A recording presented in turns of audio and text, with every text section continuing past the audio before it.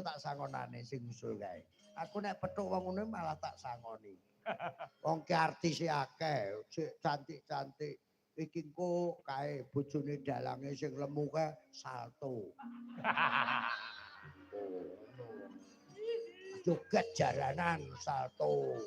Uun nganggo anake bejo kanggo suminten edan. Wah.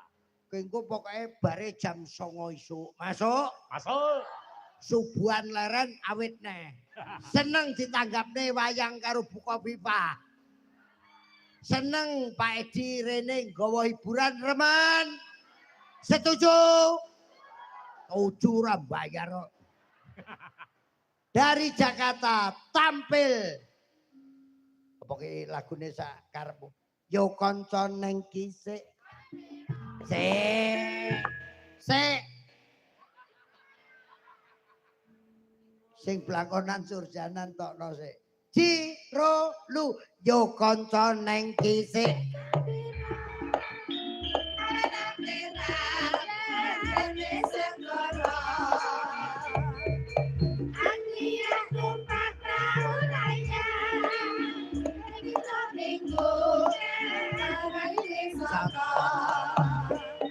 Alon praune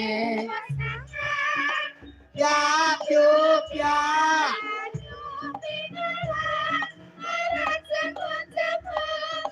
Niken sisan lip Niken sisan kon metu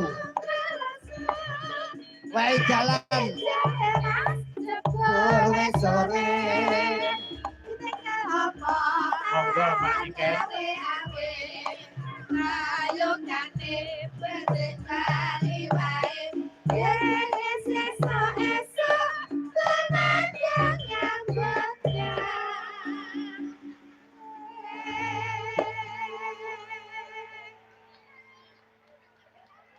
Apa?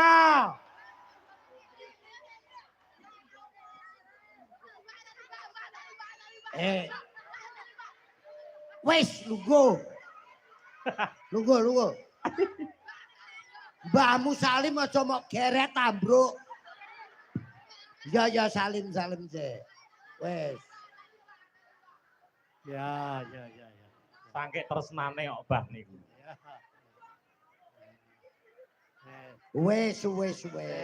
Wes remuk.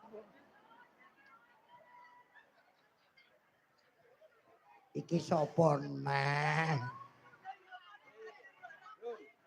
Oh, matek mike.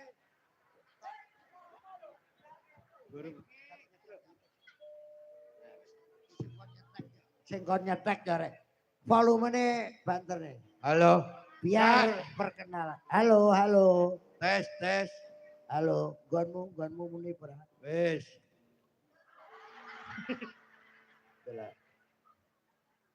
Halo, tes. Halo, 1 2 3. 1 2 3.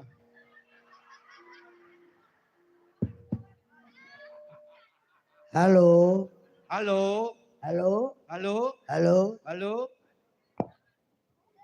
Wale. Iya. Liyane muni kok ora. Kono ayo muter kono. Kayak pitik arep mendok. Kono. Kene. Nuwun para tamu kakung Mbah Putri. Sampun kepareng manjing wonten sasana. Dauping Sri Atmaja temanten. Bang Kadir kalih Batang Tekek. Oh, diancuk iki.